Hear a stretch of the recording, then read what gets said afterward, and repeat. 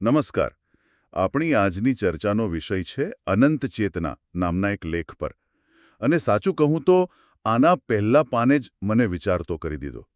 એમાં એક દાવો છે જે સાંભળવામાં બહુ સરળ છે પણ એટલો જ ગહન પણ છે કે આપણે જેને શૂન્ય કહીએ છીએ અને જેને વર્તુળ કહીએ છીએ એ બંને મૂળભૂત રીતે એક જ વસ્તુ છે. હવે આ સાંભળીને જ મગજમાં સવાલો શરૂ થઈ જાય છે. એક ગાણિતિક ખ્યાલ અને બીજો ભૌમિતિક આકાર એ એક કેવી રીતે હોઈ શકે? ચાલો આજે આ જ ગૂંચ ઉકેલવાનો પ્રયત્ન કરીએ. આ ખરેખર એક રસપ્રદ શરૂઆત છે, કારણ કે આ લેખ કોઈ એક વિષયમાં આમ તો બંધાઈ રહેતો નથી. એ તત્વજ્ઞાન, ભૌતિક વિજ્ઞાન અને આપણી આધ્યાત્મિકતા આ ત્રણેયના વિચારોને એક તાંત્રણે બાંધવાનો પ્રયાસ કરે છે.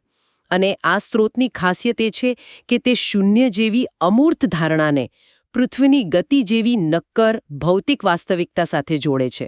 એટલે આપણું કામ એ જોવાનું છે કે આ જોડાણ કેટલું મજબૂત છે. બરાબર. તો ચલો એના મુખ્ય દાવાથી જ શરૂ કરીએ. લેખ કહે છે કે શૂન્ય અને વર્તુળ એક જ આભા છે.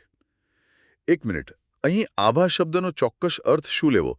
શું લેખક એમ કહેવા માંગે છે કે તે બંને એક જ ઊર્જાના સ્વરૂપ છે કે પછી એમનો ગુણધર્મ એક છે? સારું પ્રશ્ન છે. અહીં આભાનો અર્થ કોઈ રહસ્યમયી ઊર્જા જેવો નથી. લેખકનો કહેવાનો આશય એ છે કે બંને એક જ મૂળભૂત સિદ્ધાંતના બે અલગ અલગ પ્રદર્શનો છે. જેમ પાણી, બરફ અને વરાળ દેખાવમાં ત્રણેય અલગ છે, પણ એનું મૂળભૂત તત્વ તો H2O જ છે, ખરું ને? એ જ રીતે સ્ત્રોત દલીલ કરે છે કે શૂન્ય એ સ્થિર સંભાવના છે, એટલે કે સ્ટેટિક પોટેન્શિયલ, અને વર્તુળ એ જ સંભાવનાની ગતિશીલ અભિવ્યક્તિ છે, ડાયનામિક એક્સપ્રેશન. ઓકે, આ થોડું વધારે સ્પષ્ટ થયું.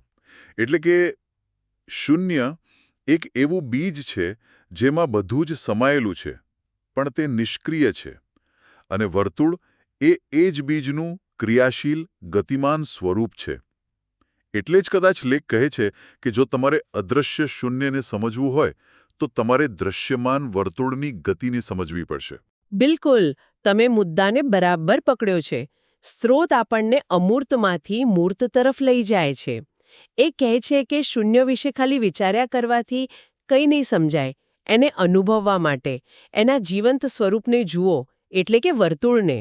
અને અહીં વર્તુળ માત્ર કાગળ પર દોરેલી આકૃતિ નથી, પણ એક વૈશ્વિક પ્રક્રિયા છે, એક એવી ગતિ છે જેમાંથી અસ્તિત્વનું નિર્માણ થાય છે. આ વિચાર શૂન્યને ખાલીપણાની નકારાત્મક છાપમાંથી મુક્ત કરે છે. અને આ ગતિને સમજાવવા માટે લેખ પૃથ્વીનું ઉદાહરણ આપે છે, જે આપણે બધા રોજ અનુભવીએ છીએ. આપણે જાણીએ છીએ કે પૃથ્વી પોતાની ધરી પર ગોળ ફરે છે. આ એક સતત ચાલતી ગોળાકાર ગતિ છે, પણ આપણે એ રીતે નથી વિચારતા કે આ સામાન્ય લાગતી ગતિ જ દિવસ-રાત, ઋતુઓ અને આ પૃથ્વી પરના સમગ્ર જીવનચક્રનું સંચાલન કરે છે. મતલબ કે આ ગતિ વગર કોઈ સ્થિતિ જ ન હોત. હા, અને આ ઉદાહરણ પરથી જ સ્ત્રોત તેના સૌથી મોટા સિદ્ધાંત પર પહોંચે છે. તે તારણ આપે છે કે ગોળાકાર હોવું એ મૂળભૂત રીતે ગતિનું જ એક સ્વરૂપ છે, અને બ્રહ્માંડમાં કોઈ પણ ગતિથી જ સ્થિતિ એટલે કે અસ્તિત્વનું નિર્માણ થાય છે. આ વિચારને જરા પચાવવો પડે. એનો અર્થ એ થયો કે જે કંઈ પણ સ્થિર દેખાય છે, જેનું પણ અસ્તિત્વ છે, તે મૂળભૂત રીતે કોઈક પ્રકારની ગોળાકાર ગતિનું જ પરિણામ છે. એક મિનિટ, આ તો બહુ મોટો દાવો થયો. એટલે તમે એમ કહેવા માંગો છો કે આ આખું બ્રહ્માંડ, આ આપણું અસ્તિત્વ, આ ટેબલ, આ ખુરશી, બધું જ એ ફક્ત એક બિંદુની આસપાસ ફરતી ગતિનું પરિણામ છે? પણ તમારો સંશય યોગ્ય છે. કારણ કે આ તો ખાલી પૃથ્વીની વાત થઈ. શું એ નિયમ બધે લાગુ પડે છે? હા, અને સ્ત્રોત આ દાવાને માત્ર પૃથ્વી સુધી સીમિત નથી રાખતો. તે ઇશારો કરે છે કે આ સિદ્ધાંત બ્રહ્માંડના દરેક સ્તરે જોવા મળે છે. જુઓ, સૂક્ષ્મમાં સૂક્ષ્મ અણુને લઈએ તો તેના કેન્દ્રમાં ન્યુક્લિયસની આસપાસ ઇલેક્ટ્રોન સતત ગોળાકાર ગતિમાં ફરી રહ્યા છે, અને એ ગતિ જ અણુને તેનું સ્વરૂપ અને સ્થિરતા આપે છે. હવે વિરાટ સ્તરે જુઓ તો આપણી સૂર્યમાળામાં સૂર્યની આસપાસ ગ્રહો ફરી રહ્યા છે. આપણી આકાશગંગા પોતે તેના કેન્દ્રની આસપાસ ફરી રહી છે. વાહ, મેં ક્યારેય આ રીતે વિચાર્યું નહોતું. તો દરેક જગ્યાએ એક જ પેટર્ન છે, એક કેન્દ્ર અને તેની આસપાસની ગોળાકાર ગતિ જે સ્થિરતા અને અસ્તિત્વનું નિર્માણ કરે છે. તો મારા હાથમાં રહેલો આ કપ પણ મૂળભૂત રીતે તેના અણુઓના સ્તરે રહેલી ઇલેક્ટ્રોનની ગતિનું જ પરિણામ છે? આ તો અકલ્પનીય લાગે છે. બરાબર. એટલે અસ્તિત્વની એક આખી પ્રક્રિયા છે. એટલે પહેલા એક કેન્દ્રબિંદુ હોય જેને આપણે ધરી કહી શકીએ. હા, ધરી. પછી એની આસપાસ એક વર્તુળ કે ભ્રમણકક્ષા બને. આ ભ્રમણને કારણે ગતિ ઉત્પન્ન થાય. અને છેલ્લે એ ગતિમાંથી જ સ્થિતિ એટલે કે ભૌતિક અસ્તિત્વ નિર્માણ પામે છે. શું હું બરાબર સમજી રહ્યો છું? તમે બિલકુલ સાચા રસ્તા પર છો.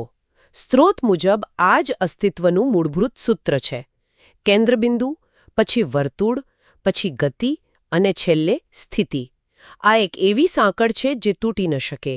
કેન્દ્ર વગર વર્તુળ નથી, વર્તુળ વગર ગતિ નથી, અને ગતિ વગર કોઈ પણ વસ્તુનું ભૌતિક અસ્તિત્વ જ શક્ય નથી. ઓકે, ગતિ અને અસ્તિત્વનો સંબંધ હવે મારા મગજમાં બરાબર બેસી ગયો છે. પણ આમાં પેલો આપણો મૂળભૂત ખ્યાલ શૂન્ય ક્યાં આવ્યું? જો બધું જ ગતિમાં છે, અણુથી લઈને આકાશગંગા સુધી, તો પછી શૂન્યની જગ્યા ક્યાં છે? શરૂઆત તો આપણે ત્યાંથી કરી હતી. ખૂબ જ સારો પ્રશ્ન.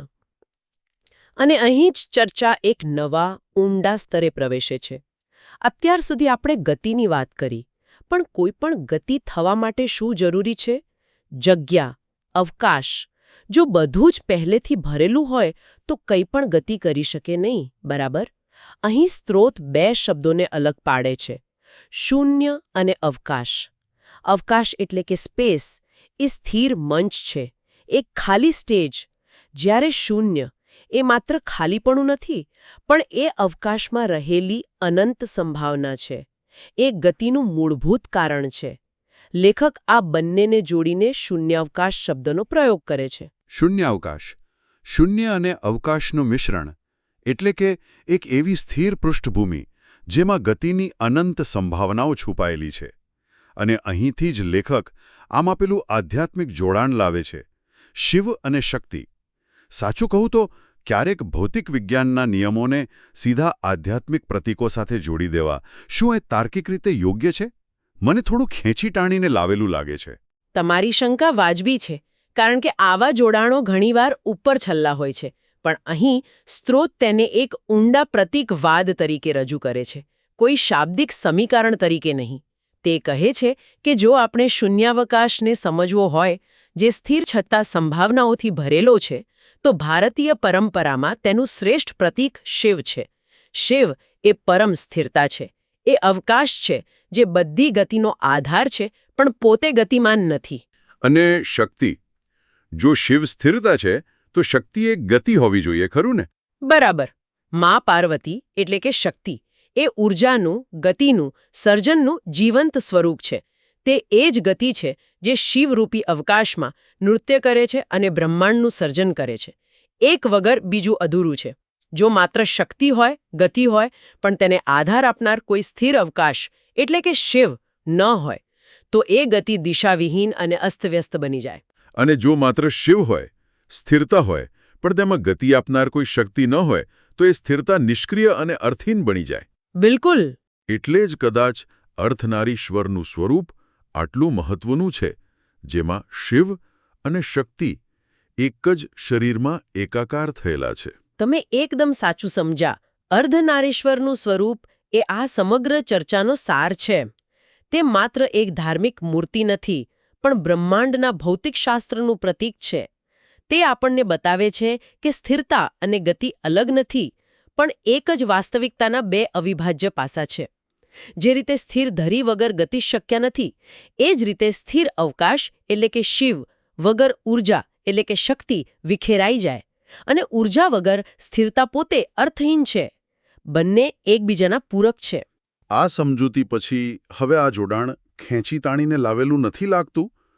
તો આપણે શૂન્યની એક અમૂર્ત ધારણાથી શરૂઆત કરી, ત્યાંથી પૃથ્વીની ગતિ સુધી પહોંચ્યા, અને ત્યાંથી છેક બ્રહ્માંડના સંચાલનના મૂળભૂત નિયમ અને શિવશક્તિના પ્રતીક સુધીની સફર કરી. શરૂઆતમાં જે બે અલગ ખ્યાલો લાગતા હતા, શૂન્ય અને વર્તુળ, તે અંતે એક જ વાસ્તવિકતાના બે પાસા તરીકે ઉભરી આવે છે. એક સ્થિર સંભાવના છે, તો બીજું તેની ગતિશીલ અભિવ્યક્તિ.